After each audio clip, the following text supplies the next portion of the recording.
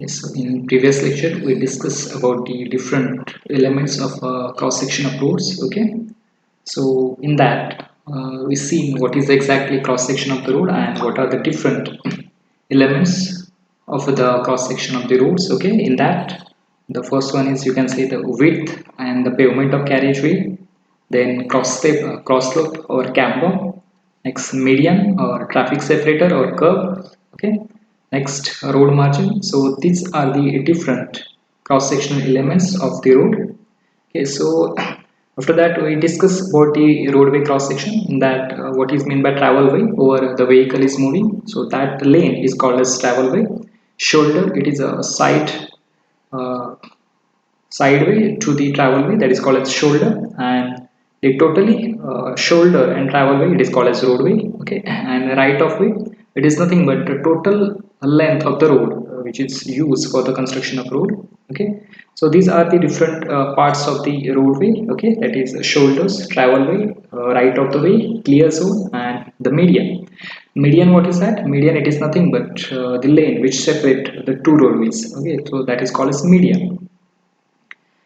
So the median, what is the purpose of median? So median, it is used to divide the traffic to recovery area, storage area, refuse area, and for the good aesthetic purpose. So these are the different purpose of median. Okay, and also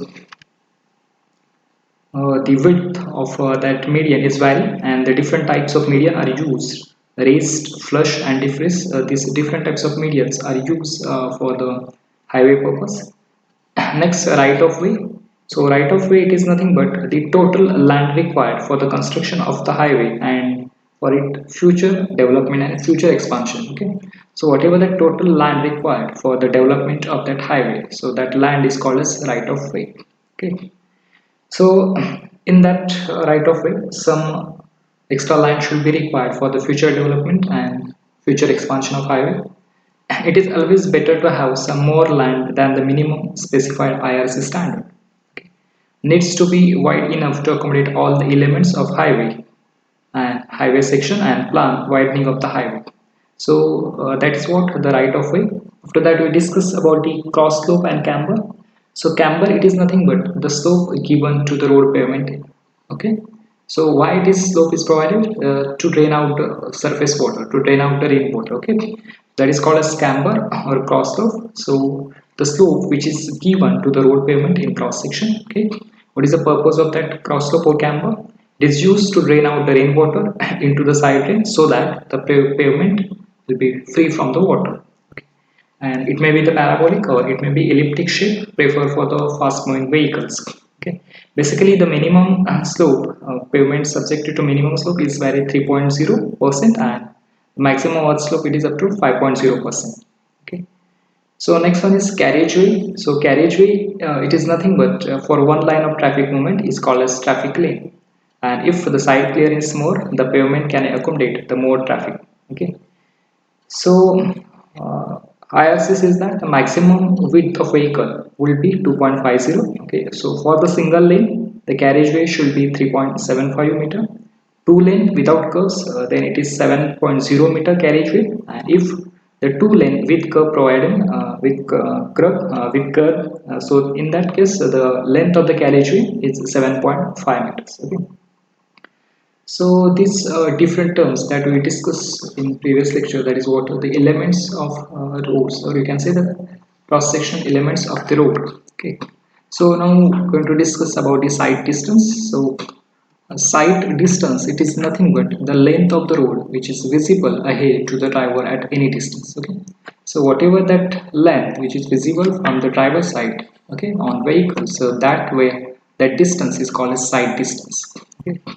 So that side distance available at any location of the carriageway is the actual distance a driver with his eye level at a specific height. Okay, above the pavement surface has a visibility of any stationary or moving object of the specified height which is on the carriageway height. Okay, so that is what the distance which is easily visible from the driver side. So that distance is called as side distance. Okay, so these side distance are the different types. Okay, so one of the type, it is called as safe overtaking side distance, OSD. or you can also say the passing sight distance. Okay. Next, stopping sight distance. Okay, suppose the first one is what? The safe overtaking sight distance. Suppose you want to overtake the moving vehicle. So in that case, what is the minimum sight distance should be available, and in that case you can overtake that vehicle. Okay, so what is that distance? So that is called a safe overtaking sight distance. Next, stopping sight distance. Suppose any obstruction ahead. So how much distance should you kept between the obstruction and your vehicle? So that distance is called as stopping sight distance, or you can also say absolute minimum sight distance. Next, safe sight distance for entering into the uncontrolled intersection. Next, intermediate sight distance and headlight sight distance. Okay, so these are the different types of the sight distance. Okay. So you can see this what the safe overtaking sight distance. What is the first type of sight distance? Okay. So, a driver traveling at the design speed should be able to safely overtake the slower vehicle without causing obstruction or hazard or traffic of opposite direction at reasonable intervals. So that the distance that is called as safe overtaking distance. Okay. So you can see that is what in figure. So that is overtaking sight distance. Okay, and the length of the curve which is indicated. Okay. So that is what the distance which is used to overtake the forward moving vehicle, that is called as overtaking sight distance. Okay, so the road pavement is occupied by slow and fast moving vehicles, so it should be possible for fast moving vehicles to overtake the slow moving vehicles. Okay, and the safe overtaking distance is the distance which should be available to overtake another vehicle safely and comfortably without interfering the speed of incoming vehicle traveling at the design speed. Okay. So it is what the safe distance which should be available to overtake another vehicle. So it should be safely, it should be comfortably, and it should be without interference with the speed of upcoming vehicles or incoming vehicles. So these all things should be always remember in mind during the overtake the vehicle. Okay, so that is what the basic definition of that overtake sight distance. It is nothing but it is a safe distance which should be available to overtake another vehicle safely and comfortably without interfering the speed of incoming vehicle.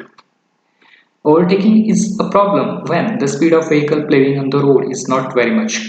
Okay, so it is very easy to overtake a very slow moving vehicles. Okay, so suppose the vehicle is moving in slow speed, so in that case you can easily overtake that vehicle. But suppose the vehicle which moving on the road is at a high speed, so there is some problem of overtaking and there is chances of risk in that case. Okay, so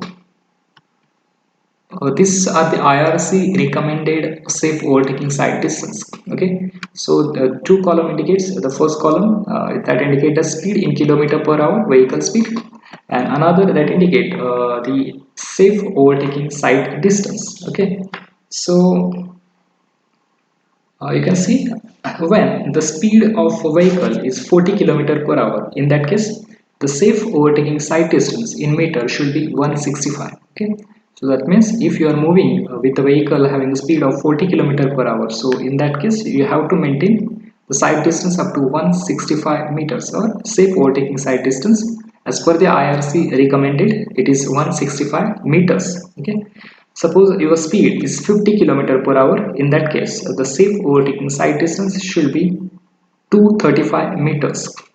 If it is 60, in that case it is 300. If it is 65, in that case it is 340. If it is 80 km per hour, in that case the sight distance 470 meters. And if the speed is 100 km per hour, in that case the sight distance should be 640 meters. So these are the IRC recommended safe overtaking sight distance in meters for the particular speed 40, 60, 80 and 100 km per hour, and for that particular the safe overtaking sight distance in meters 165 for 40, 300 for 60, 470 for 80 and 640 for 100. So some important factors on which the minimum overtaking sight distance depends. So what are the factors that affecting the sight distance? So the first thing is speed of the overtaking and overtaken and the vehicle coming from the opposite direction. So this that means speed of all vehicles, that is overtaking vehicles and the vehicles which coming from the opposite direction and overtaken vehicles. So this various vehicles having the speed of that various vehicles is a very important factors. Okay, next the spacing between the vehicles. So how much the spacing between the vehicles?